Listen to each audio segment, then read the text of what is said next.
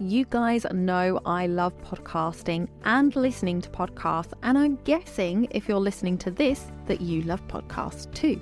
Have you ever considered podcasting yourself? It is a great way to reach your audience, grow your know, like and trust factor, and not need to show your face unless you want to. If it is something you've thought about but you don't know where to start, then head over to becomeapodcaster.uk/BAP quiz, BAP quiz, to access a 2-minute quiz that will help you work out what type of podcast might suit you. That's becomeapodcaster.uk/BAP quiz. I'm standing here today because my desire to work when I wanted to work, how I wanted to work, and where I wanted to work was just a little bit more important to me than my fear of failure and humiliation. Amy Porterfield. You're listening to WPC UK, the place to be if you are looking to grow and streamline your business in 2023. I'm your host, Donna Eade, and I'll be walking you through processes, productivity and planning, along with bringing you business experts with knowledge to share. Let's make 2023 the year of success in your business.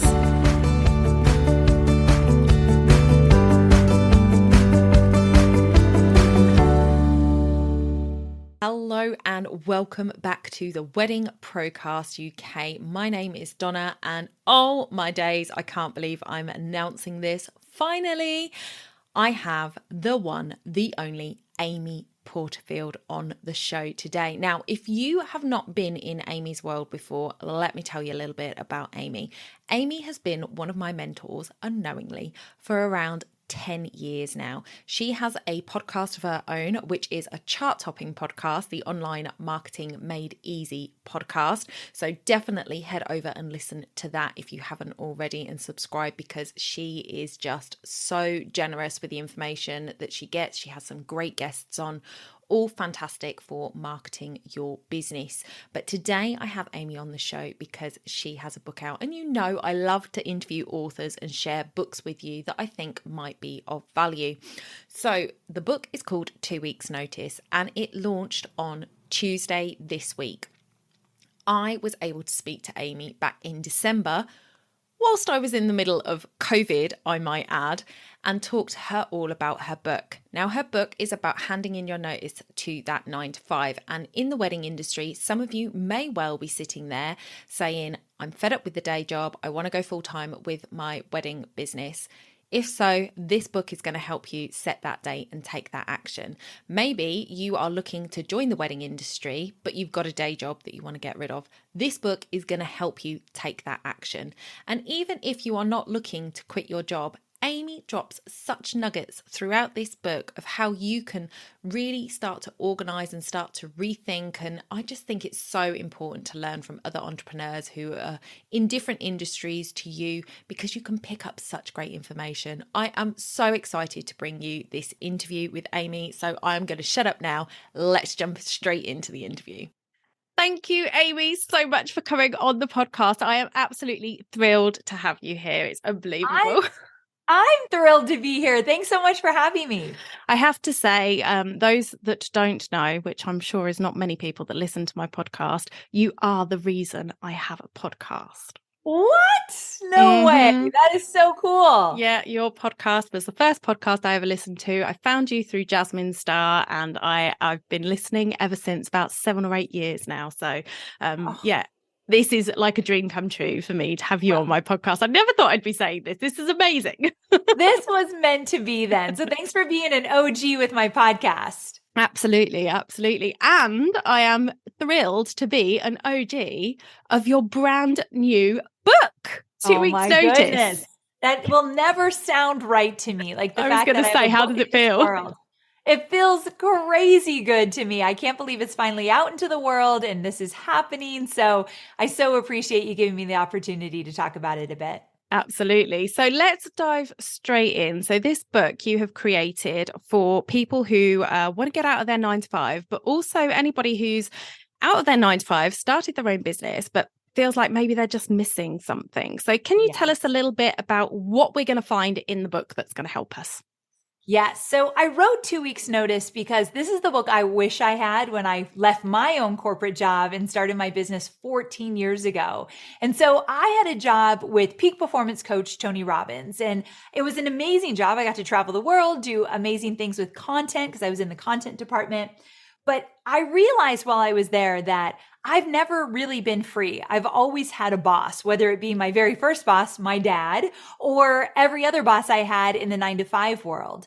And I finally got that knowing that I think there's something bigger and better waiting for me, but I had no idea how to be an entrepreneur. And I sure as heck didn't know how to do online marketing, like build a website, build an email list, create products and courses and memberships. All of that I had to learn. So I put everything I know about building a business from scratch in this book, like literally how to do it, not just like big ideas, but how to do it so that people will have a guidebook of getting started or strengthening a business that they started, but it feels a little bit shaky and not making the kind of money they want. Brilliant. I have been able to read quite a bit of the book, and I have really been enjoying it. And I wanted to pull on that freedom that you were talking about, because I think in corporate, a lot of us are sitting there thinking, oh, I just need to get out of this box. I want to get out of this office. And I've seen the TikToks and the reels that say, I left a 9 to 5 for a 24/7. And I think you would agree with me that you are a self-confessed workaholic. Yes. And I have listened to your podcast where you have said Hobie has told you to go and talk to the boss in the mirror because he hasn't seen you. Yes. And the thing is I have seen over the last few years, you have made some big changes. And I was going to ask you to talk about those changes, but I read the book and I pulled on something that I was like, oh, this would be a perfect image to show the difference, especially to my audience who are mainly wedding vendors.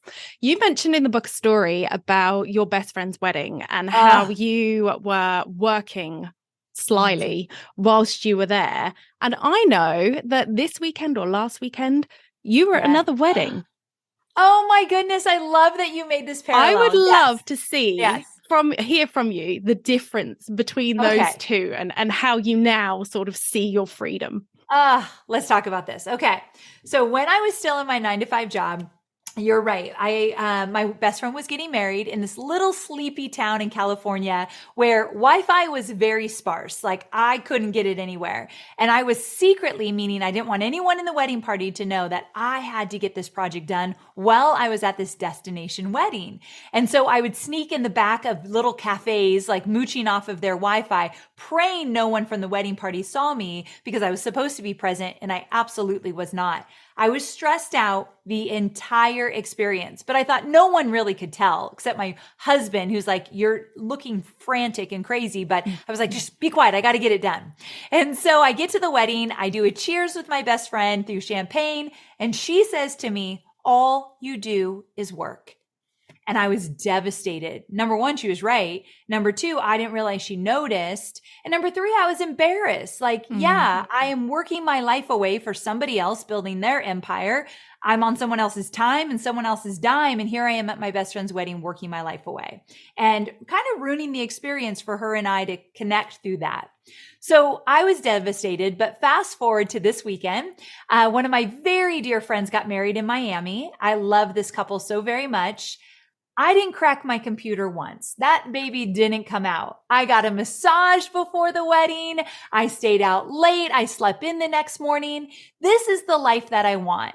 Monday through Thursday, I work my tail off in my business and I take it very seriously. But we work a 4-day work week now, very different than when I first started the business. I started to value downtime and white space, not just for myself, but the people that work with me as well. So we take Friday off now to have a 3-day weekend. My life is dramatically different. And here's a little quick secret. I've been in business for 14 years. I wish I started a 4-day work week many, many, many years ago. I wish I valued my rest time and my white space much more in the early years because I got burned out very much so in the beginning of being an entrepreneur. I don't think that's necessary. I just didn't know another way.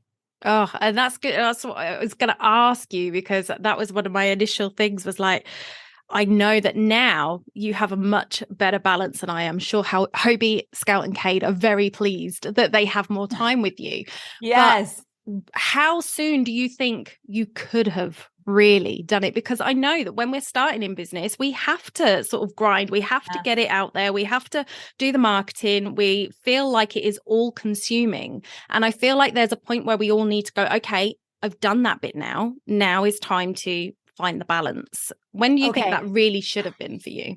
I love that you're a realist. Like, we're not going to sugarcoat this and say, you quit your 9 to 5 job. The first day you become a boss of your own business, you're not on a beach sipping Mai Tais on your laptop. Like that is not real, although people will make you believe it is. Mm-hmm. So I think it's a good 2 years until things typically click for many of my students who are building online businesses. For me, it was absolutely 2 years, but I hear this from a lot of students. You've got to say yes to a bunch of things that aren't going to work to know if they're going to work or not.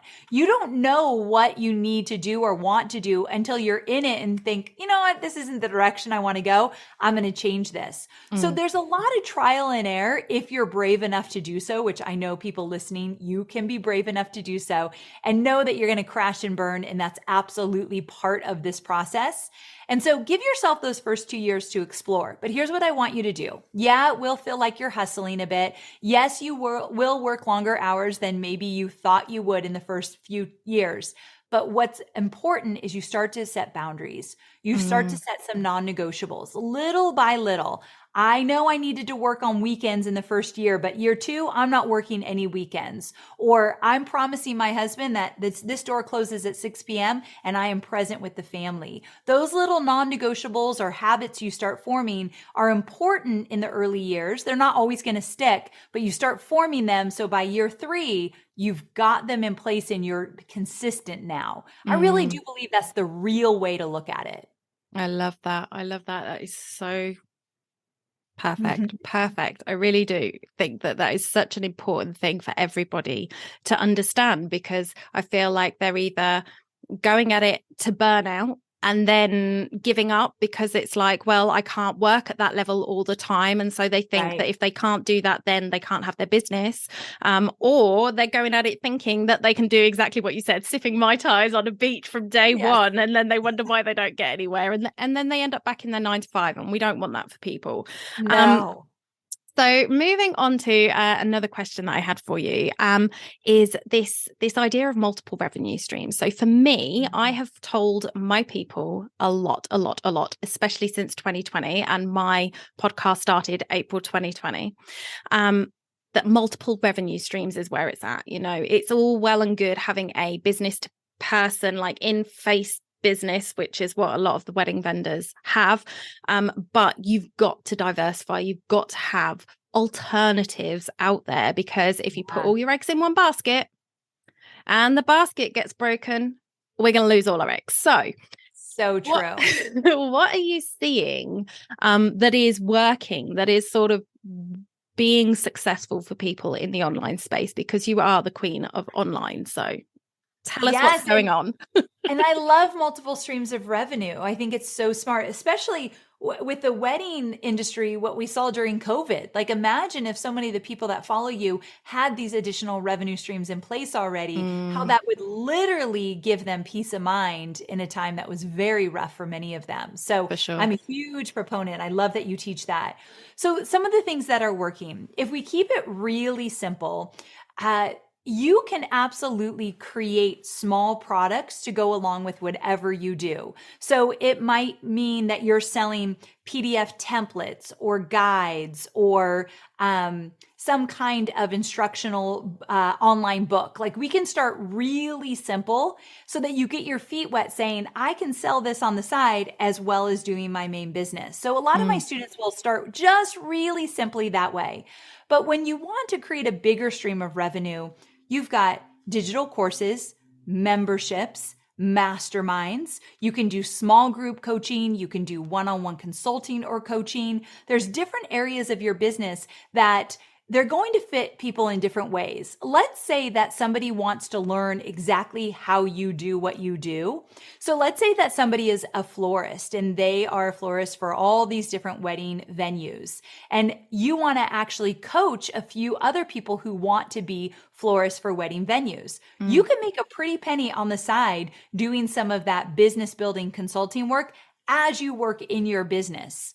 So never think that your business, the revenue stream has to be identical to how you're making money right now. It could have a twist. It could be a little bit different. One of the chapters in the book, I fully outline a way to make money quickly, although I'm not a get rich quick kind of girl. So let's just make that known. But there is a way in the book. I talk about a mini workshop where you put together one thing that you want to teach, you teach it online, you record it, and you can sell this thing over and over again. Let me give you an example. Let's say you help women or you help brides plan their wedding. Well, you could create a mini workshop that's like the 10 things you must have in place before ever working with an event planner or a wedding planner. I can tell you these brides, in order to save a bunch of money, these brides would be like, tell me right now. So that could be like $97. And it's just a way that people start to get into your world and you're offering amazing advice and they learn from you and they think, I want this girl to be my wedding planner. She knows her stuff. So there's so many cool things you can do. And I outline it all throughout the book. Fabulous. I am, well, I can't wait to get to that point in the book. I'm not quite there yet. So I'm absolutely thrilled. It's near the end. It's near the end. It's good. I'm not that far behind. It's all good. I'll get there. So I love the sound of the book. I'm really enjoying what I've read so far. What would you say are your sort of 3 key takeaways that you want people to come out of from reading your book? I love this question. Okay. The first thing, and a lot of your audience might already get this one, but there's a few people listening that might need it. So let's just say it. We've got to learn how to unboss ourselves. And this concept is throughout the book. And the word unboss, basically what I mean is you have to believe in your capability and capacity to lead yourself, meaning you do not need anyone else to lead you. Sure, you can use us as guides and we'll show you what we've done and what worked and what didn't. But at the end of the day, you have to learn to trust your gut, your intuition, and your knowledge to make those decisions and guide yourself. So unbossing is a big theme throughout the book because I needed it. I tell this story in the book and I won't give it all away, but it's a story I did not want to tell. It's like in the last 3 chapters of the book and somewhere in there. And I talk about how I took on a business partner in a business that I had already almost made $1 million in a year. But I felt like it was getting scary and I couldn't do it alone. So, I mean, to be honest, I felt like I needed a man to help me. And so these are little things that I realized I've always had a boss. I've always had someone to fall back on. And I went back in my old ways 3 years into my business. So I tell these stories about the mistakes I made, and not fully unbossing was one of them that got me into a lot of struggle for a while. So that's one of the themes in the book. Another theme in the book is getting really clear on why you want it. Like, why do you want to be your own boss? Why is it important for you to make your own money on your own terms? Because when it gets hard, when in those first 2 years, when you are hustling, when your time feels like it's not your own because it's all devoted to your business, going back to your why will really pick you up on the hard days where it feels like this is not working. In those first 2 years, I probably said, this is not working 1,000,000 times. Now, that was not helpful by any means, but I was so scared about everything I was doing because I was so uncertain. It's very normal to be scared when you go out on your own. You just do it scared. That's the difference between you, someone going after it, versus someone who will never, ever try to be their own boss. You do it scared. Yeah. So that's another theme throughout the book. I think the final theme is get into action. That's why I share how to get a simple website up, how to grow an email list, how to create content and post on social media. The way I share a lot of the ways I did it to see success, because you have to get into motion. You have to take action in order to get clarity on where you want to go. Action creates clarity. So showing you exactly what to do is in these pages because I want you to get down to work. Fabulous. I love that. You need to know your why, guys. That why is so important, and belief in yourself. I think so many people lack that. They want it and they just don't quite believe enough in themselves and their abilities. And we've all got the ability to do it. So I love that. I really do. So I know we haven't got long, so I just wanted to sort of end on what is the one piece of advice you would have given yourself way back in the beginning of your business if you could go back? Oh, one piece of advice. I would say be kinder to yourself. I beat myself up more than anyone else could beat me up online. I didn't post videos because I thought I looked too fat. I didn't talk about things I wanted to talk about online because I was afraid what would people think of me? What if my old coworkers were to see my videos and think she doesn't know what she's talking about? Who is she to be doing that? And so I worried about everything I did that I played small in the very beginning, which made it really hard to grow a business. I wish I was kinder to myself. I wish I talked to myself like I was talking to a best friend who was trying to start her own business. I would have been cheering her on, but every move I made, if it wasn't lucrative, I think I'm not meant to be an entrepreneur. So I would say be very careful about what you're telling yourself and what you're making these experiences mean in the beginning, because it matters. It matters how you talk to yourself. So I wish I was kinder, and I really hope my readers will be kinder to themselves. I love that. I love that. Amy, thank you so, so much. This has been an absolute pleasure. You literally are one of my top 5 people in the world. You know, Oh my you did a goodness. podcast many moons ago on the people you surround yourself with, and I keep you in my ears. You just fell out of my ears, but I keep Too you in funny. my ears. And you talk so much sense. And I really appreciate your time today coming on the podcast. Guys, go and get 2 weeks notice. It is out right now. You can go to any bookstore, go to Amazon, get it right now, and just have a good read. And you will feel like you have Amy in your ears as well. Friend, thank you so much. I love everything you do, and I appreciate this. So thanks again. Thank you so much. I really appreciate it, Amy.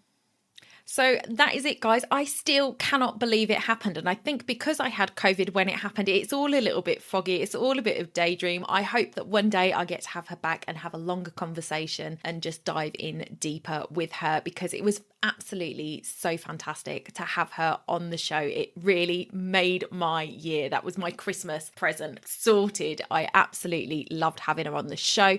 I hope you enjoyed it too. I hope you'll consider supporting and going and buying that book. I think it will be really valuable to you. Like I say, even if you are already out of the rat race, it is a fantastic book to read these stories of people. It just boosts you and motivates you to keep going and continue with your dream. I hope you'll go and get a copy of the book. You can head over to bit.ly/WPC UK Amy and grab the book there. And until next time, bye for now.